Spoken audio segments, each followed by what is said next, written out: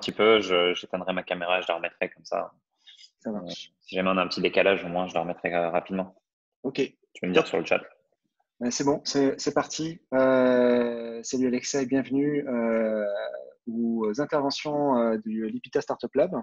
Alors, c'est un peu le même principe que quand tu as fait Startup 42, sauf que ça s'appelle plus pareil et c'est toi maintenant qui raconte ta vie. L'idée, c'est que tu racontes un petit peu ton parcours depuis Lipita il y a quelques années jusqu'à maintenant, ta vie à New York, ce que tu fais et ton aventure entrepreneuriale. Ok, Et je te laisse ça marche. démarrer un petit peu par le commencement. C'est qu'est-ce qui fait que tu as monté une boîte quand tu étais étudiant à l'EPITA? Ok.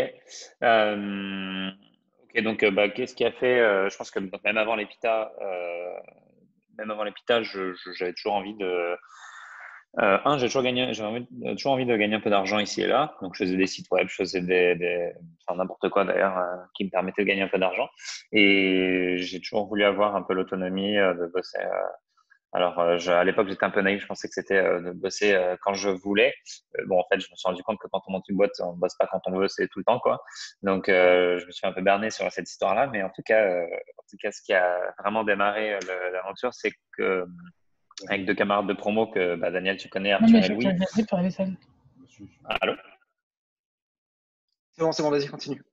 Ok. Ouais, Avec deux erreur de camarades de mute. promo, Arthur et Louis, on a donc j'ai rencontré deux mecs super sympas. On bossait beaucoup ensemble. On était souvent les trois à bosser très tard à l'EPITA, enfin plus tard que les autres, ce qui est difficilement possible, mais on était tous les trois dans le labo avec IMAC et on bossait en fait, on faisait le minimum, pas le minimum, mais on faisait nos devoirs assez rapidement pour l'EPITA et puis ensuite on aimait bien bosser sur des projets à côté. On aimait bien découvrir des technos, on aimait bien jouer avec ce qui se passait sur le web, donc c'était en 2012-2013. Et puis eux avaient une application sur l'App Store qui avait eu un succès très fort. Et puis voilà, on a commencé à bosser, enfin je les ai rejoints sur l'application et puis on a vu une opportunité sur l'application. Euh, Moi, c'était monétisé avec de la publicité. Et c'était Arthur à l'époque qui avait vu une vraie opportunité pour améliorer le monde publicitaire. Et on a vraiment essayé de régler ce problème-là. On n'a pas essayé de régler le problème de quelqu'un d'autre, mais on a vraiment essayé de régler le problème de l'application. Et donc, en fait, ça s'est fait naturellement de fil en aiguille. Et puis, ensuite, voilà, on est parti aux US. Et donc, je ne sais pas comment tu veux que je découpe ça. Je peux parler de Bah, voici séparément. ouais, ben en fait, est-ce que tu peux raconter un petit peu, donc si je résume, tu as rejoint une équipe qui avait déjà une appli, ils voulaient la monétiser, ils se sont rendus compte que les formats de publicité sur mobile étaient merdiques, donc ils voulaient résoudre ce problème. Derrière, en fait, la question c'est à quel moment vous vous êtes dit que vous pouvez aller plus loin et que et que vous voulez vous donner les moyens de votre succès. Ok. C'est À vrai dire, bon, c'était pas, on n'a pas planifié ça juste avant, mais en tout cas, c'était un certain Daniel Gergerat justement C'était pas le qui but de nous ma a un peu. question. C'était pas le but de Non, ma non, question. je sais bien que c'était pas le but, mais du coup, il faut être honnête aussi. Donc à l'époque, il y avait une vision assez restreinte sur l'application, et l'idée c'était de faire grossir l'app, etc. Et puis Daniel nous a dit, en gros, je crois que c'était Arthur, on m'a dit voilà. Les gars, vous pouvez faire bien plus que ça. Vous êtes mignons en gros avec votre app, mais là, vous pouvez passer à l'étape de dessus. Et donc, en fait, il y a eu plusieurs éléments déclencheurs. Il y a eu cette conversation-là, je pense, qui a drivé vraiment beaucoup de changements. Il y a eu en fait nos premiers clients. Quand on a lancé notre solution publicitaire, on n'a pas lancé ça comme une boîte classique où on a annoncé au monde qu'on en sortait un truc. Euh, on a créé la solution pour nous, on en a parlé à deux, trois potes autour de nous, enfin deux, trois potes ou des contacts qui eux aussi avaient des applications et au final, on s'est rendu compte que ça pouvait être utile. Et en fait, et ça, Daniel, je sais pas si tu t'en souviens, si tu savais, mais on a postulé pour YC, mais un peu pour la blague. Enfin, pas pour la blague, mais on n'y croyait pas vraiment. Et nous, on lisait Hacker News tous les jours, donc 14 fois par jour. Et donc, on voulait même pas faire un accélérateur aux US, on voulait pas déménager aux US, on voulait rien de tout ça. Mais on a juste dit, non, mais si on essaie d'aller taper au-dessus, ben, on va chercher YC, puis on verra ce qui se passe. Et donc, on a fait notre application, on a notre candidature. On a été pris à l'entretien. Alors là, déjà, on a halluciné. Et puis, à l'entretien, aujourd'hui, on a pas mal de personnes qui se préparent pendant des semaines et des semaines. Et nous, vu qu'on n'y croyait pas, ben, en fait, on y allait un peu, je sais pas à quel point c'est censuré, donc on va dire notre flûte et notre couteau. Et en fait, on a essayé de préparer un peu l'entretien seulement dans la voiture en allant de San Francisco à YC, qui est à 40 minutes de route. Donc, on a fait nos 40 minutes d'entretien préparatif. Et voilà, donc c'était un peu le hasard, un peu le dossier. Je pense que c'était bon parce que Arthur et Louis avaient monté cette application avant. Donc, on avait pas mal de choses pour nous. Et puis, on avait une traction assez intéressante sur le nouveau business publicitaire. Mais on n'a jamais pris vraiment cette décision, comme il y a pas mal de boîtes qui le font, de se dire, allez, on part à l'attaque, on part chercher le marché US ou on part s'agrandir là-bas, etc. Ça s'est vraiment fait plutôt par hasard. Et au final, après, ça nous a énormément aidé sur le développement de la boîte à court, moyen et long terme. Deux questions sur l'aventure Y Combinator. Est-ce que tu peux nous dire un petit peu qu'est-ce qui fait qu'ils vous ont pris? Sachant que vous étiez de mémoire avec Algolia les premières équipes françaises à avoir été sélectionnées. Donc, qu'est-ce qui fait qu'ils vous choisissent alors qu'en gros, vous avez candidaté un peu en blaguant et qu'est-ce qui fait que ce qui a marché pour vous marcherait encore aujourd'hui, 7 ans plus tard, et un taux d'acceptation de YC qui est devenu encore plus faible qu'il était avant? Ouais, alors, donc qu'est-ce qui fait qu'on a été pris? Donc, comme je disais, Arthur et Louis ils avaient un beau dossier. Je pense qu'on avait tous les trois montré, donc Arthur et Louis à un niveau plus élevé, mais on avait tous les trois montré que on a toujours essayé de trouver des solutions à construire nos outils, etc. Ils aimaient beaucoup le fait qu'on soit une équipe de 3 ingénieurs. Euh, Ils aiment pas trop les équipes les 2 commerciaux qui ont juste à trouver un CTO pour finir leur produit. Euh, donc, ils aimaient beaucoup l'équipe. Il y avait un vrai succès sur l'application, un succès mondial sur l'application. Il y avait 2 millions de téléchargements dans le monde. Il y avait 600 000 utilisateurs mensuels actifs. Et tout ça quand on était étudiant. On avait 21 ans de mémoire, 20-21 ans. Donc, il y avait pas mal de choses qui cochaient les cases et il y avait une vraie disruption sur le marché publicitaire. Donc, ils voyaient vraiment que notre solution répondait à un vrai problème. C'était une vraie solution. C'était une solution technique. C'était pas une solution. C'était pas qu'il fallait. Euh, donc, il y avait tout ça qui allait bien. Et on réglait notre problème, et ça, ils aimaient beaucoup. Donc, on n'essayait pas de faire une solution pour quelqu'un, mais on essayait vraiment de résoudre notre problème et ensuite de vendre la solution à d'autres en se disant, en fait, ils partent du principe que si nous, on a ce problème-là, il n'y a pas de raison à la moins qu'on soit les pires crétins de la Terre, il n'y a pas de raison que nous, on ait ce problème-là et pas les autres. Donc, ils se disaient que si nous, on avait résolu notre problème pour nous, et ben, du coup, on pourrait le résoudre pour les autres. Et enfin, ils ont regardé la taille du marché, vraiment la taille de l'opportunité. Et ça, c'est quelque chose qu'on avait à l'époque pas du tout compris. Euh, mais nous, on pensait, on se disait, encore une fois, on était étudiants, etc., mais on se disait, bon, ok, si on arrive à faire une boîte et qu'on arrive à la revendre 10 millions, 15 millions, c'était gigantesque. Et en fait, on a compris que YC s'en foutait d'investir dans une boîte si c'était pour se faire acheter 10 millions. Alors, on connaissait pas le modèle investisseur, le modèle VC, mais pour faire très simple, le VC, ce qui l'intéresse, c'est pas de faire un investissement et de vendre la boîte à 5 à 10 millions.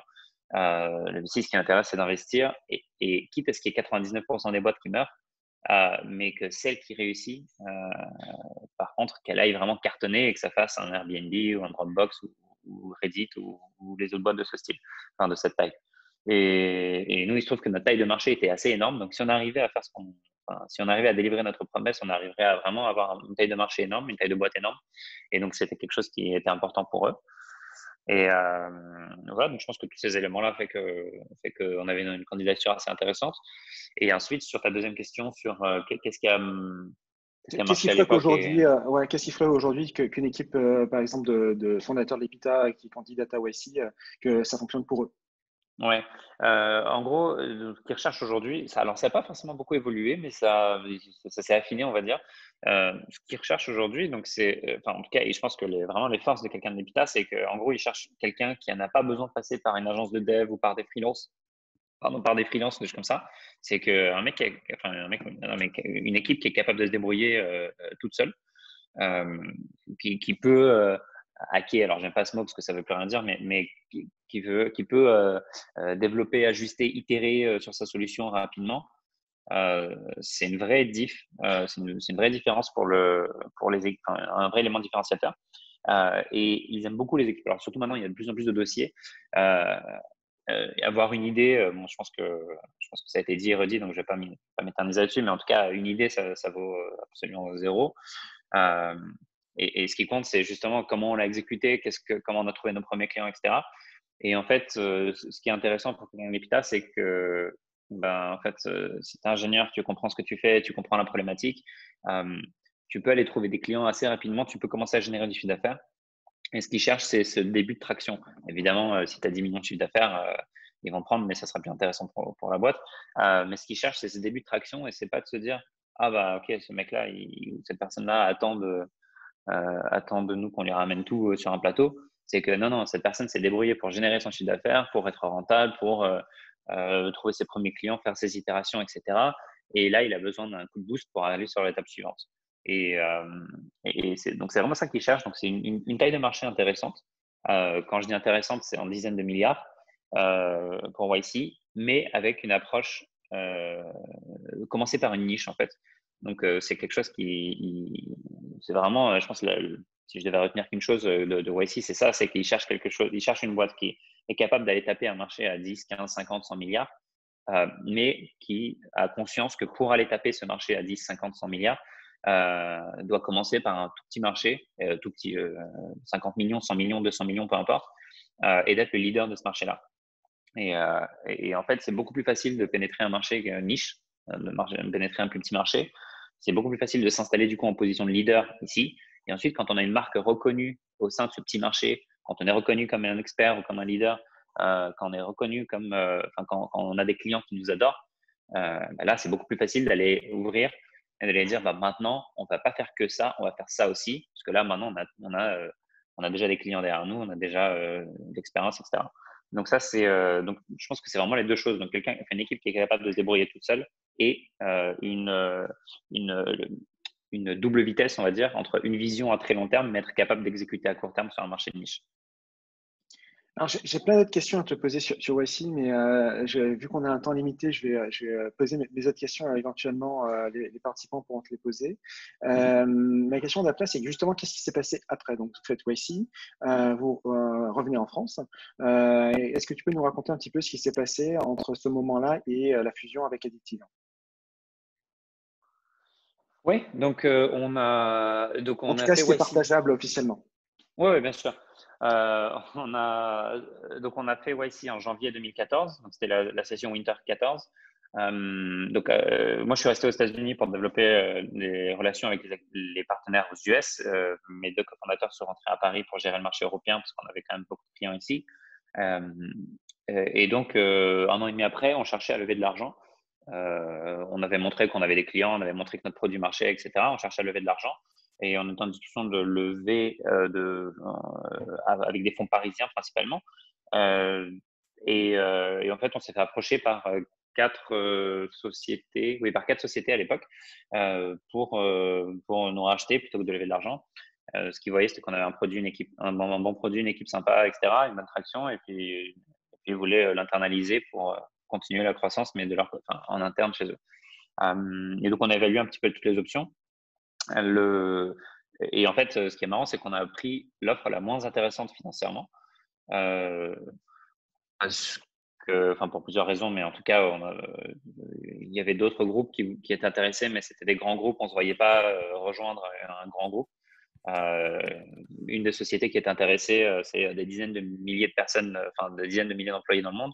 Et on ne se voyait pas du tout rentrer dans ce mécanisme-là. Et on ne se voyait pas du tout en fait se dire, OK, là, si on rentre là-dedans, c'est bon, le produit il est fini, on va plus rien décider. Donc, on voulait vraiment mener notre projet à bout. Et du coup, on a pris l'offre, en tout cas financièrement, sur papier, la moins intéressante. Et qui est une jeune boîte française qui s'appelle Addictive. Et donc, on a fusionné avec cette boîte en mai 2015. Et là, ce qui s'est passé, c'est qu'eux étaient très desktop, nous, on était très mobile. Et du coup, il y avait une forte complémentarité de nos produits. Eux étaient très back-end, optimisation des données, et nous, on était très front-end, très axé sur ce que l'utilisateur voit, donc la créa. Donc, en fait, on avait une forte complémentarité. On s'était dit que, comme on dit, ensemble, on va plus loin, quoi. Et donc, on s'est rapproché de ce groupe-là. Et depuis, on a beaucoup évolué. Donc, si on fast forward à maintenant, on fait à peu près on va faire quoi? Peut-être 50 millions de chiffres cette année. On est présent donc en France et aux US et on est, je pense, objectivement considéré comme dans le top 2 de notre verticale. Moi, j'ai envie de dire top 1, mais c'est discutable. Donc, pour rester objectif, on va dire top 2. Et, et voilà, donc c'était je pense, la bonne décision pour nous. Et on va dire que pas de regrets depuis ce moment-là, quoi. Justement, si je comprends bien, tu es resté en fait dans la nouvelle structure. Tu es resté basé aux États-Unis. Est-ce que tu peux nous expliquer ce que tu fais aujourd'hui? C'est quoi ton boulot? Et surtout, tu es à New York donc depuis 2014, 2015, quelque chose comme ça. Ouais. Est-ce que tu peux nous raconter un petit peu l'écosystème startup aux US, surtout que Code S, puisque tu es basé à New York, et partager un petit peu qu'est-ce que c'est de développer une boîte aux US? Ouais, bah alors c'est marrant parce que j'ai fait quelques allers-retours entre SF et New York. Là, je suis revenu à San Francisco, mais j'ai fait un an et demi à San Francisco. Ensuite, j'ai fait C'est vrai. 3 ans et demi à New York, et là, je suis revenu enfin, il y a pas très longtemps à San Francisco. Donc, j'ai fait les deux côtes. Euh, donc, on a mis un peu de temps à s'adapter. Enfin, moi personnellement, j'ai mis un peu de temps à m'adapter. Enfin, j'ai un passeport américain, je suis né là-bas, mais j'ai jamais vécu aux États-Unis avant ça. Donc, on va dire que c'était une bonne claque, parce que la façon de faire du business ici, je dis ici, enfin là tout de suite je suis en France, mais en tout cas, la façon de faire du business aux US c'est assez différente. Les façons de se parler sont assez différentes, les références culturelles sont très différentes. Euh, on n'a pas de réseau. Quand on arrive, tout le monde a fait Princeton, Stanford, Harvard, etc. Enfin, en tout cas, il y a de forts réseaux qui sont installés. Et puis nous, on arrive et on dit alors, nous, on a fait l'EPITA. L'EPITA est connu dans les réseaux d'ingénieurs. Quand on parle à des gars de chez Facebook, chez Google, etc., tout le monde connaît l'EPITA. Par contre, quand on parle au responsable marketing de Levi's, l'EPITA, ça ne lui parle pas. Donc, c'était assez compliqué de pénétrer ce marché-là. Le côté startup, donc en 2014, j'étais à San Francisco et c'était vraiment, alors pour la petite anecdote, pour vraiment montrer à quel point tout est startup à San Francisco. Quand on est arrivé euh, pour ici, c'était un taxi ou un Uber, je ne sais plus à l'époque, mais on a pris peu importe, un taxi pour aller de l'aéroport à notre appartement. Et le mec du taxi nous pose des questions et nous dit voilà pourquoi on est là, etc., etc. On lui dit qu'on vient faire YC et qu'on a monté une petite boîte et qu'on essaie de la développer. Et en fait, le mec nous a tout de suite dit ok, ben, moi je peux te vendre ça, je peux te ramener des clients, pas besoin de me payer, tu me payes en stock options. On lui disait OK. Donc, j'ai jamais entendu parler de stock options, mais le chauffeur de taxi, lui, il est déjà en train de m'en demander. Donc, on était vraiment dans le cœur du réacteur dès le jour 1, enfin, dès la minute numéro 1. Donc, San Francisco, c'était très, très, très startup et c'est vraiment toutes les rues, c'est startup. J'ai fait un an et demi de ça et ensuite, quand je suis parti à New York, là, c'était hyper différent parce que New York, c'est hyper diversifié sur le nombre d'industries. À San Francisco, globalement, on va se dire qu'il n'y a que de la tech. À New York, les avocats, c'est New York, la fashion, l'industrie je sais pas comment on dit fashion, de la mode est à New York aussi. Il y a beaucoup de progrès sur la médecine qui sont faits à New York. Et donc, il y a énormément d'industries à New York qui n'ont rien à voir avec ce qui se passe à San Francisco. Et je me souviens que quand j'avais déménagé à New York, j'avais été euh, ma première impression de New York, c'était OK, c'est ici, on se la raconte et on fait beaucoup moins qu'à San Francisco. Et à San Francisco, j'avais été en contact et dans mon entourage, c'était que des mecs que des gens qui avaient monté des boîtes hyper successful, hyper grosses et qui se prenaient pas la tête, qui trouvaient, voilà, enfin, juste, ils vivaient leur vie et puis ils essayaient de faire max de leur boîte. Et puis à New York, c'était que des personnes qui avaient fait 100 fois moins et puis au final, on en attendait beaucoup plus et, et ça se la racontait un peu, quoi. Donc, j'ai un petit peu moins accroché avec New York au début. Et ensuite, il y a cette culture startup un peu plus modeste, on va dire, qui est arrivée. Et de plus en plus, ça se développe. Alors, il y a pas mal de personnes à New York qui attirent aussi des boîtes. Je ne sais pas si tu as discuté, Daniel, avec Ilan Beacera, mais non. Mais en tout cas, Ilan est un des Français entrepreneurs à New York, je pense, les plus connectés. Et bah, voilà, il fait venir beaucoup de startups là-bas. Il accompagne pas mal de startups et ça devient de plus en plus ouvert. Si j'ai une chose à retenir sur une expansion, en tout cas aux US, et nous, c'est l'erreur qu'on a faite, enfin une des erreurs qu'on a faites, c'est que si je devais refaire aujourd'hui l'expansion aux US, j'irais pas à San Francisco pour démarrer, j'irais à New York, simplement parce que d'un point de vue décalage horaire, New York c'est 6 heures, San Francisco c'est 9 heures. Et donc New York, quand on habite à New York, on se lève un petit peu plus tôt. Et en fait, on bosse, c'est comme si on bossait à mi-temps en France, enfin, avec les équipes françaises. Nous, on avait nos équipes encore en France. Donc à New York, c'est comme si on faisait du mi-temps. À San Francisco, il n'y a pas de mi-temps. Si on commence, même si on commence un peu plus tôt, c'est quasiment déjà la fin de la journée en France. Et, et donc on l'a fait une fois, on l'a pas très bien fait, donc on a rétro-pédalé, on l'a refait. C'est pour ça que je suis parti à New York.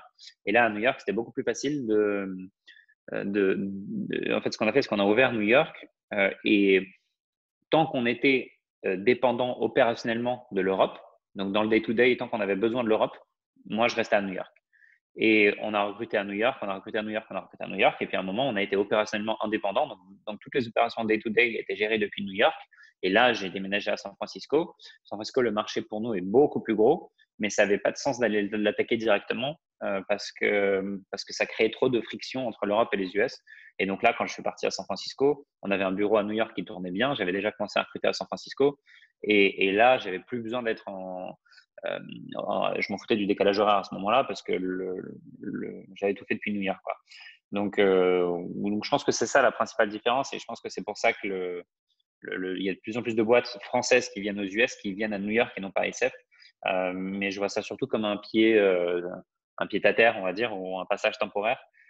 Et qui, au final, si c'est vraiment des boîtes, si on parle de boîtes qui ont des clients dans la Silicon Valley, à la fin, il y a vraiment nulle part ailleurs où je vois une émulation aussi forte qu'ici, quoi. Enfin, qu'à San Francisco. Et donc, tu dis que c'était un peu compliqué quand on n'a pas fait Stanford ou une grande université américaine pour percer. D'un autre côté, ton boulot au jour le jour, c'est d'aller chercher des clients.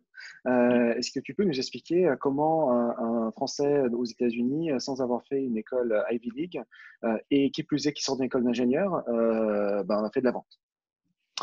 Il faut recruter un bon sales américain. Non, alors blague à part, on a cravaché pour le coup énormément là-dessus. Quand on a, pour la petite anecdote, donc nous, notre industrie, c'est la publicité mobile.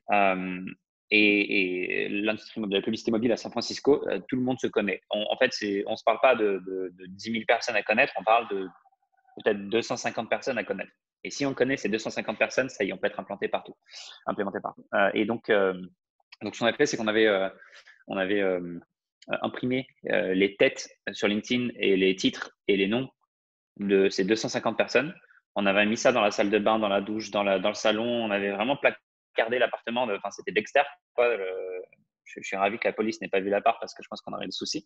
Et en fait, donc on avait vraiment appris à reconnaître que cette personne-là, elle bosse chez telle boîte. Cette personne-là bosse chez telle boîte, elle gère ces budgets-là. Et ensuite, on a commencé par des événements networking. Donc, on a fait plusieurs choses en parallèle. On a commencé par des événements networking. Et là, ce qui était génial, c'est que vu qu'on avait fait nos devoirs en amont et qu'on connaissait un peu tout le monde, eux ne nous connaissaient pas. Mais un exemple tout bête, c'est que on avait fait une soirée, un cocktail, et j'avais reconnu une nana qui bossait chez Ubisoft. Et, et donc, en fait, elle me demande ce que je fais. Et il y a 36 façons d'expliquer ce que je fais, mais je lui ai donné une façon qui s'applique à son industrie et qui s'applique à sa problématique. Pourquoi? Parce que je connaissais sa boîte. Et du coup, je lui ai dit, bah voilà, nous, on est spécialiste de ça. Bah, comme par hasard, il se trouve que ça, c'est exactement ce qu'elle gérait et la problématique d'Ubisoft. Donc, je pense que on a vraiment besoin de faire nos devoirs beaucoup plus, enfin, nos homework, on va dire, beaucoup plus que les Américains. La deuxième chose, c'était vraiment, donc nous, via YC, on a eu quelques belles intros et qui en fait ont démarré un peu le pipe commercial. Donc le premier jour, enfin la première semaine de YC, Paul Graham à l'époque, qui est créateur de YC, qui n'est plus là, mais enfin qui n'est plus, qui fait plus partie de YC activement.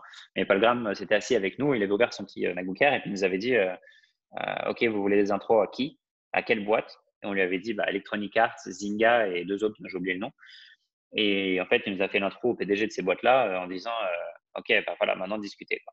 Et donc, je pense que c'est vraiment important de tisser des liens avec quelques personnes, et enfin quelques personnes clés en tout cas. Et donc, nous, YC, c'était vraiment cette porte-là. Et, Et ensuite, je pense qu'il faut vraiment comprendre la taille du marché américain. Et nous, c'est là où moi, je me suis personnellement cassé la gueule plusieurs fois avant de vraiment, enfin, je me suis pris des claques en tout cas avant de comprendre. C'est qu'on ne se rend pas compte en fait à quel point la taille du marché est grosse aux États-Unis. Et je me souviens qu'un de mes premiers rendez-vous commerciaux, c'était avec une boîte qui s'appelle Machine Zone. C'est un développeur d'applications, enfin de jeux sur mobile. Euh, et je me souviens que je leur avais pitché une campagne. Je leur avais dit, voilà, si on fait un nouveau format, personne dans le monde ne l'a, on va faire un format, une campagne, un lancement avec un client. Est-ce que vous voulez être ce client en gros? Et il nous a dit, il m'a dit combien ça coûte pour être ce client. Il m'a dit, ça m'intéresse, j'adore, mais combien ça coûte? Et moi, je n'avais pas prévu qu'on parle d'argent si vite. Parce qu'en France, en général, c'est le quatrième rendez-vous où on commence à parler d'argent ou le troisième, en tout cas à l'époque. Et du coup, là, il m'a demandé au bout de 10 minutes, OK, mais combien ça va me coûter? Putain, j'en sais rien. Donc, j'ai essayé de come up d'inventer un chiffre.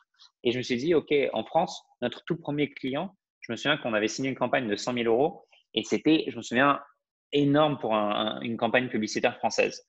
Et donc, je m'étais dit, bon, bah voilà, ça va être le même ordre de grandeur. On a réussi à faire un coup en France, on va faire un même coup aux US. Et je lui ai dit, bah, c'est entre 100 et 150 000 dollars. Et le gars a rigolé pendant le rendez-vous. Et il m'a dit, en gros, ok, si tu me perds mon temps avec ces cacahuètes, quoi. Et il m'a dit, si c'est ça, ok, bah, ok, pas de souci, quoi.